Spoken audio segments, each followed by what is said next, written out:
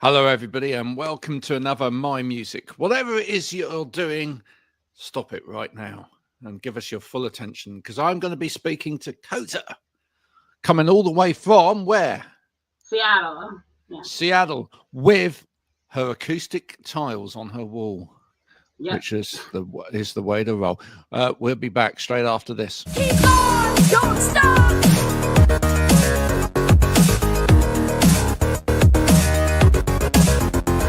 Keep on, don't stop.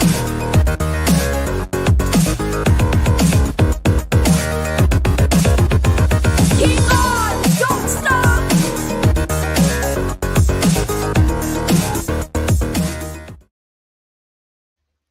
So, how the devil are you? I'm doing great today. How are you doing? Yeah, no, I'm good. I'm good, thank you. And Seattle, is that a great place to make music, or is that a great place to make music? Hell yeah, it is. I love the music scene here. I'm right in the middle of Capitol Hill, which is like the neighborhood here. There's so much inspiration everywhere. You walk outside, there's just hella alternative people, musicians everywhere. It feels like everyone is doing like some kind of project. Every night there's I would say there's like 3 or 4 goth events every week. Every night there's tons of stuff going on, and you can just walk around the neighborhood here and just see the flyers for shows going all around and stuff. So I like the energy here. Yeah. Also the weather. Fucking love the weather. I hate the sun. Fuck the sun. I'm a fucking vampire. Moved here. I still don't have my vampire boyfriend yet. Still waiting for the Twilight shit to happen to me, but one day, right? Yeah, but yeah. I love how today's a beautiful cloudy day. So like that kind of inspires me. It makes me want to like sit inside and just like make music and look out the window at the sky and be like, that's so pretty. You see, I like the sun, but I don't like sitting in the sun. Yeah. I burn easy, and I'm allergic to aloe, so like me and the sun have like a weird love-hate relationship. You know? Yeah. There's nothing more than I love it if I'm under a canopy or something like that, and it's warm. I like that. Yeah. But I don't want to sit in the sun. Can't stand it, and it's boring as well, just sitting in the sun. Yeah. Why? Yeah. You know, you've got a little tour going at the moment, so you're kind of in the middle of that because it started on September the 19th. Yeah. Yes. Yeah. I got like a little mini tour going. A couple spots I'm playing in Seattle, and then I'm doing Portland on Thursday with Sidewalks and Skeletons and Cash for Gold. And then on this coming Sunday, come back to Seattle to play with Sidewalks again and Cash for Gold. And then have a surprise show coming October 30th. I'm be playing. It's a secret location. I'm a huge fan of DIY events, and that's one of these. I'm going to be doing like a 3-hour set, getting hella spooky for the Halloween season. And then that'll be my last show in Seattle for like couple months, and then I'm gonna end the tour in LA November 8th at Bar Sinister. So yeah, that's one of my favorite places to play. Have you ever been to LA? No, I haven't, but I was going to ask you, is the LA scene quite different from Seattle? Very different. Yeah. I like Seattle scene is people are kind of, it's harder to get people to come out. I will say that, but the people that do come out are all great. I think we do have a really great goth scene here. It's more laid back. In LA though, people go all out. Like I every time I go there, I double my fans, I feel like. And then some about LA, I just connect so hard with the LA audience. Every time I go, like I announce I'm coming, so many people message me, tell me how excited they are, and then they bring like 5 friends, and then those 5 friends next time bring 5 friends. So I love LA. People show up, they dress up, they go hard, and they stay till the end, and they usually show up around 10. You know, here in Seattle, they'll show up at 11 and leave at like midnight. That's kind of the vibe here. Yeah. Now, if anyone looks at your Instagram, they'll see you standing behind decks and standing in front of a crowd or whatever. But how would you identify yourself?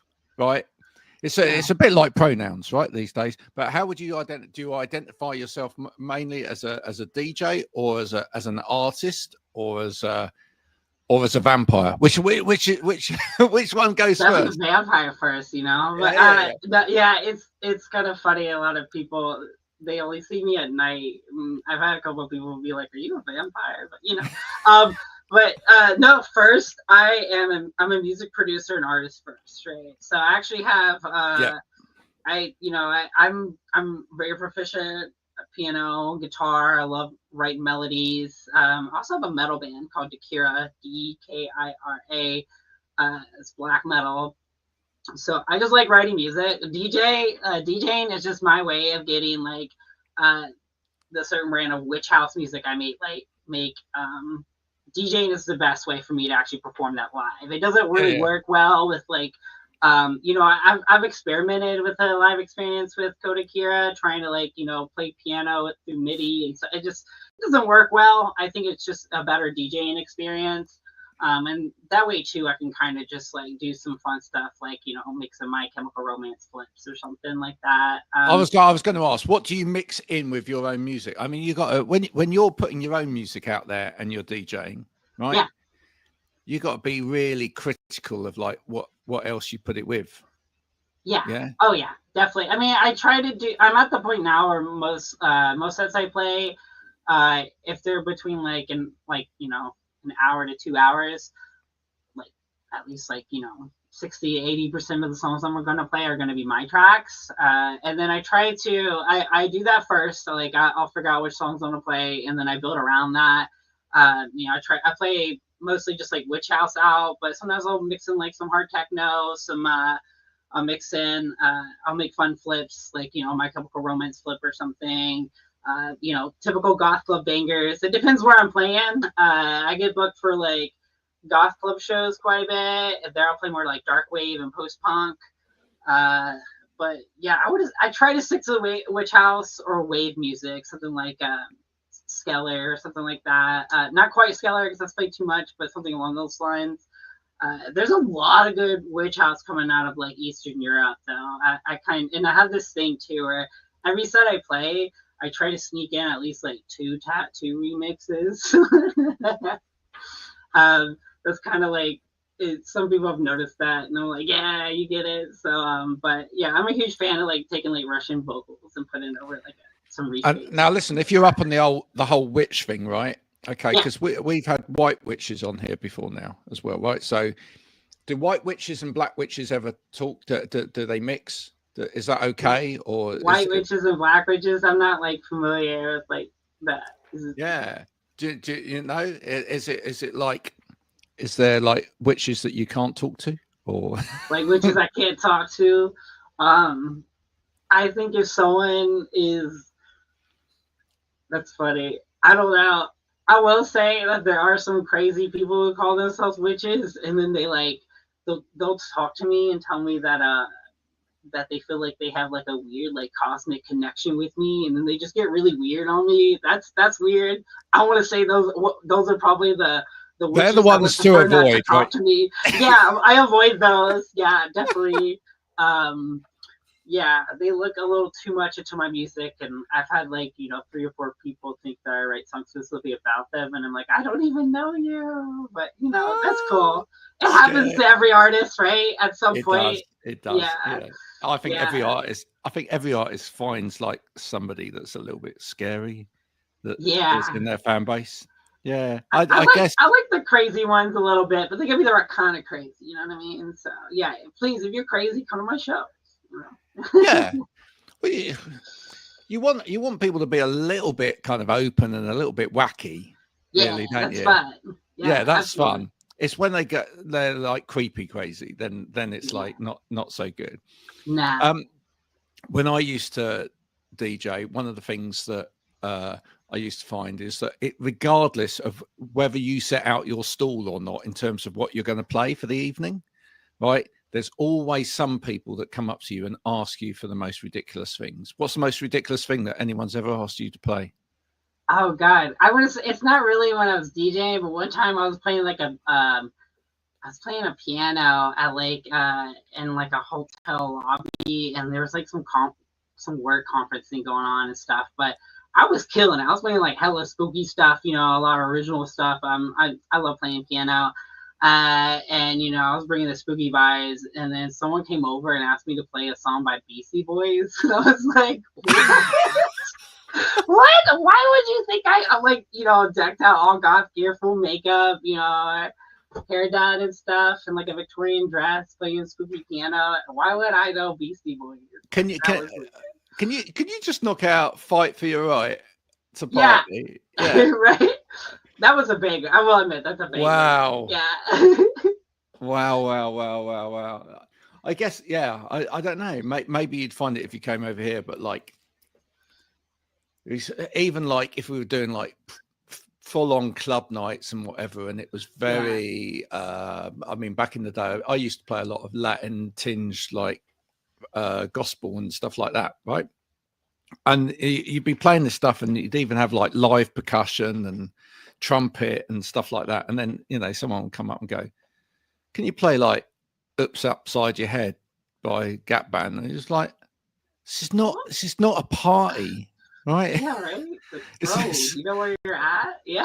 This is not a cheese party, right? I mean, you know, in its right place. You know, all of those kind of cheesy anthem stuff, you know, all of the songs like Macarena and whatever. Yeah. No, actually, there isn't a place for them. Yeah, that's like a white person wedding song. Yeah. Yeah, exactly. It's wedding material, right? Well, now having said that, though, I was going to ask you: have you ever been surprised when you've been asked to DJ somewhere that's like someone's like more into it than you thought they were going to be? Because I did a wedding once. And I turned and I said to them beforehand, I used to have like proper decks as well, like record decks and stuff, and like huge amount of vinyl and stuff. But I was booked to do this wedding, and I thought I'm going to just take my CDs and stuff as well, just in case, right? Because this is a wedding, never know. Right? And there's going to be grannies and whatever there and stuff, and I got there. And I set everything up, and they came down and beforehand, and they said, "Now you are gonna do what we said, like full on hardcore," you know. And I'm like, really, and like, yeah. And I'm thinking, no, they're saying that, but I'm gonna end up playing like all of the classic rubbish stuff. And then they came down out of the wedding banquet, etc., and they literally, the bride and the groom, ripped off their clothes. They were in their underwear, right? No. And they were like, "Let's go!" And like this. Oh, hell yeah! All of the old people in the room were absolutely terrified like that. And we went at it, and it was like full on. That's wild. And they loved it, right? And you just had like some old people in the training. That at least one of the grannies that got down though, right? There's always one. Right? Yeah. Oh no, there was someone like, you know, hell yeah, shakes or whatever. But so, have you ever had that? Yeah, you ever had that? Then you ever had like you turn up and feel like maybe this crowd aren't going to be my crowd, but then they surprise you. Yeah, I kind of. I'm at the point now in my career, like I try to like, you know, I really look at what people, when they ask me to play a show, I'll make sure it fits like, you know, my music, and I make sure it's artist first. However, a few years back, there's this club called View in Seattle, and it's more of just like, it's like a club where like, you know, hetero people go to like, you know, find people. And, you know, I'm usually more in queer spaces around here. Well, I didn't know that at the time, and there was this artist called like Bonnie and Clyde, like this EDM artist, and I got asked to play. It was kind of weird, and then but I was like, fine. I was like, just so you know, I'm gonna play Witch House. Like I that's what I do. I'm just gonna play like Russian Witch House, and you know, just some sick dirty beats and all that. Yeah. I did just that. There was like, you know, there was quite a few people that were just like, I could tell I was like blowing their mind. They're like, "What is this? What's going on?" Like after my set, they're like, "What is that? I've never heard anything like that." that was cool. So I didn't expect that. It was kind of weird during my set though. They had like there's like some people at VIP tables, and they had like these like champagne girls come out like in like a fake car, and they were doing sirens, and it was like in the middle of like a very like serious part. Like I like playing music that makes you like contemplate your whole fucking life, right? So it's like one of those songs, and then they came out with the sirens, like woo, and sparkling. Love it. I was like, this is killing the vibes or whatever. Like that was interesting. And Bonnie and Clyde's more like upbeat music, which like, you know, I'm down with that. I didn't expect them to be fans, and they have pretty big following, and usually it's like more like you know, not quite top 40, but you know, kind of like, you know, big festival EDM stuff, like EDC headliner kind of stuff. And yeah, they still follow me and support me to this day, which is really cool. I love that. So I love that. Yeah, that was really unexpected. I probably would never play that club again, but that was an interesting night. Yeah. But you did. I did. Yeah, I did it. Yeah, sometimes if you take a chance, especially when you're starting out, like fucking just play everything. And play your music. Don't like, you know, if you make original music, don't like, if you have like a vision in mind, don't set up. If your goal is to be like a DJ and then like cater to the night, you know, but if you're an artist, like cater to the night a little bit, but also do your thing, experiment. That's what I did. And people told me not to do that, but it worked for me. So. Now, listen, on your Instagram, you've got there's one picture of you in what looks like a VW camper van or something like that. Or, yeah. Yeah. With is that like a smoothie, or is that like a milkshake type thing?